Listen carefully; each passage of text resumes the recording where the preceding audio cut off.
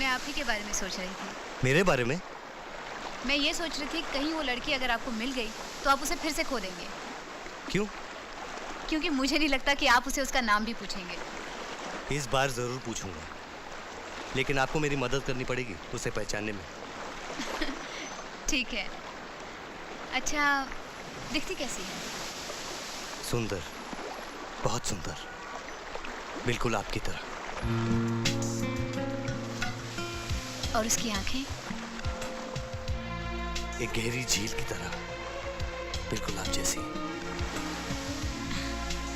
उसका रंग? गोरा, आप जैसा। और बालों का रंग? कुछ कुछ नहीं, बिल्कुल आप जैसा। और उसकी हंसी कुछ कुछ नहीं, बिल्कुल आप जैसी। इतना कुछ मेरे जैसा? फिर तो उसे ढूंढने में बिल्कुल दिक्कत नहीं होगी। अच्छा, फर्ज कर लो कि वो लड़की नहीं हो, थोड़ी देर के लिए, तो आप उसे क्या कहेंगे?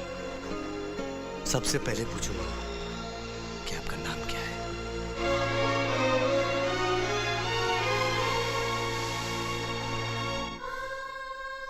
इस बार जरूर पूछूंगा, लेकिन आपको मेरी मदद करनी पड़ेगी उसे पहचानने में। अच्छा, दिखती कैसी है? सुंदर, बहुत सुंदर, बिल्कुल आपकी तरह। और उसकी आंखें? एक गहरी झील की तरह, बिल्कुल आप जैसी। और उसकी हंसी कुछ कुछ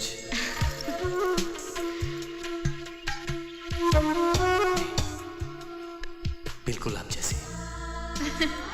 इतना कुछ मेरे जैसा? फिर तो उसे ढूंढने में बिल्कुल दिक्कत नहीं होगी।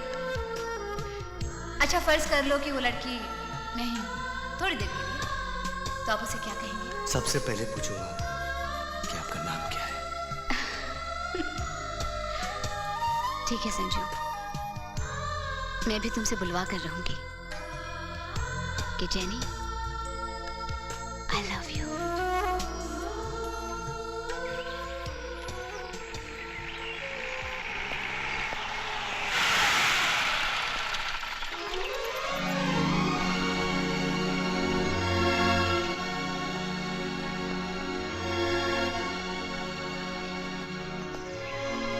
हेलो। हेलो। उस दिन आपको कहीं चोट तो नहीं आई थी? नहीं, लेकिन आपको आज याद आया? मैं तो जिस दिन से एक्सीडेंट हुआ है उसी दिन से इस रास्ते के चक्कर काट रहा हूँ। ये तो गया काम से। जेनी, यही मौका है एक तीर से दो शिकार करने का। आग पर घी डालो। आप मेरा एक काम करेंगे? अरे आप हुक्म कीजिए, मैं तो जान भी दे दूं। नहीं नहीं, फिलहाल तो लिफ्ट दे दीजिए। ओके, अच्छा चलिए।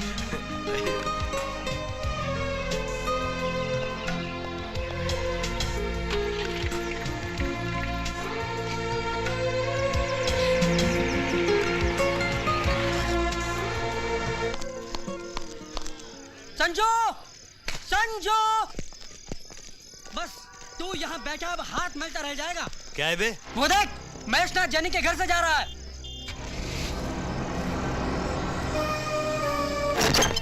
जेनी! जेनी! क्या बात है, क्यों चिल्ला रहे हो? महेश नाथ यहाँ क्यों आया था? बड़े भोले हो संजू, इतना भी नहीं जानते कि एक खूबसूरत लड़की के घर एक जवान करोड़पति लड़का क्यों आता है? वो मेरे घर मेरा हाथ मांगने आया था। क्या? ठीक इसी तरह मैं भी हक की बकी रह गई थी और मेरी जुबान से हाँ निकला। और तूने हाँ कर दी? ना करने का तो सवाल ही नहीं उठता था। करोड़पति, इकलौती औलाद, शानदार बंगला, बड़ी बड़ी मोटर कारें, ढेर सारे रुपए। अरे संजू, मेरी जिंदगी की शुरुआत लंदन, रोम, पेरिस से होगी और हनीमून हनीमून स्विट्जरलैंड में।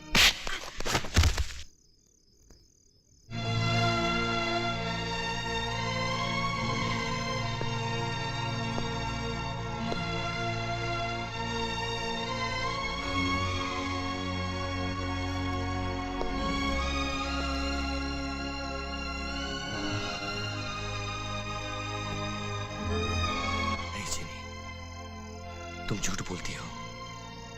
तुम सिर्फ मुझसे ही प्यार करती हो।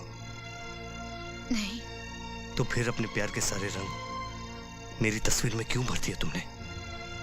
अनजाने में अगर कुछ रंग बिखर कर तुम्हारी परछाई बन गए तो इसमें मेरा क्या कसूर? नहीं जेनी, खा मेरी कसम और कह दे कि ये तस्वीर तूने अपने दिल से नहीं बनाई। कह दे कि तू मुझसे प्यार नहीं करती। मैं झूठ कैसे बोलूं?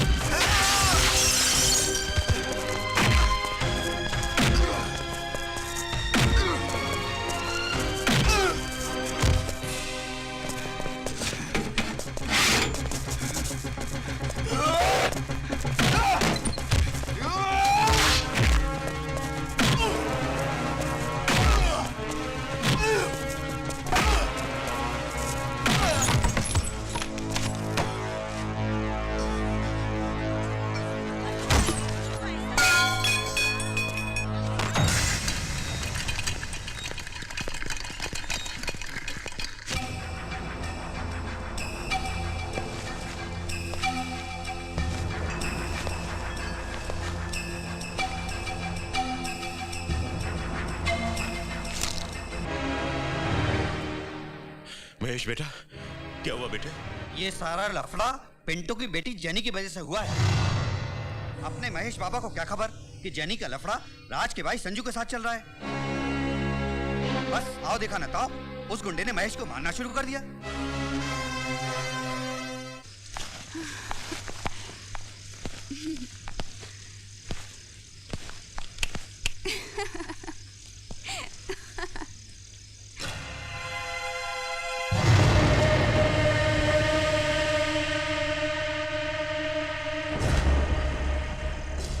मैं तुम्हारे ही घर में तुमसे ये कहने आया हूं कि मेरे बेटे के रास्ते से हट जाओ, वरना घी अगर सीधी उंगली से नहीं निकलता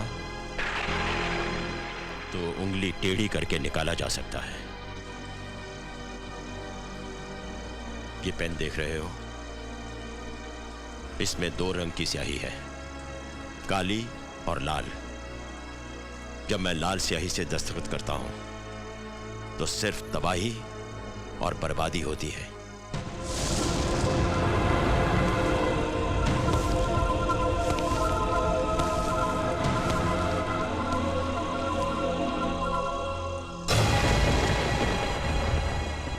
जेनी,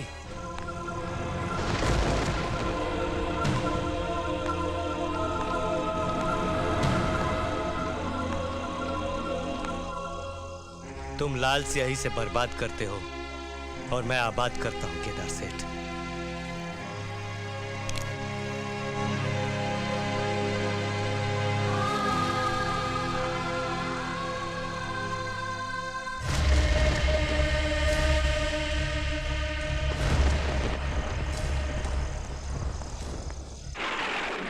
समंदर का बेताज बादशाह, केदार शिपिंग कंपनी का मालिक, इतना बेबस, इतना मजबूर, इतना लाचार। केदारनाथ, तुम तो सारी जिंदगी अपने कलम से दूसरों की तकदीर लिखते और मिटाते रहे, और आज जब अपने बेटे के नसीब की बारी आई तो स्याही खत्म हो गई।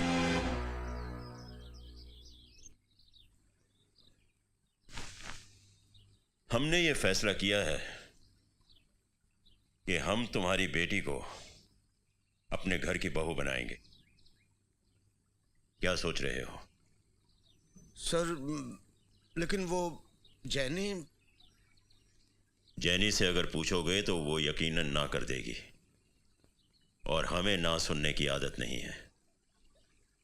यह अलग बात है कि अगर वो अपनी मर्जी से आएगी तो हम अपने बेटे की शादी के सदके में संजय और उसके खानदान की जिंदगियों को बख्श देंगे। सेठ केदारनाथ होगा तो आपके लिए। उसकी कंपनी में काम करने का मतलब ये तो नहीं कि आपकी औलाद भी उसकी गुलामी करे। बात गुलामी का नहीं, बात बेटी का है।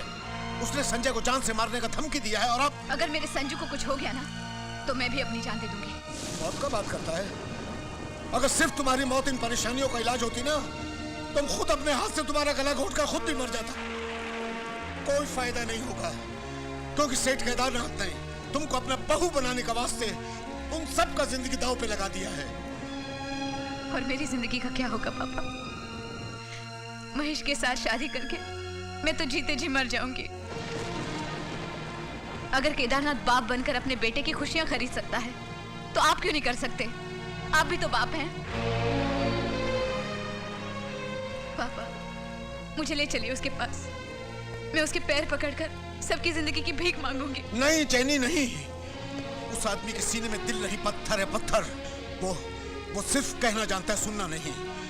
तू अपना कलेजा भी निकाल के उसके पैरों में डाल देगी तो भी वो उसे रौंद के चला जाएगा।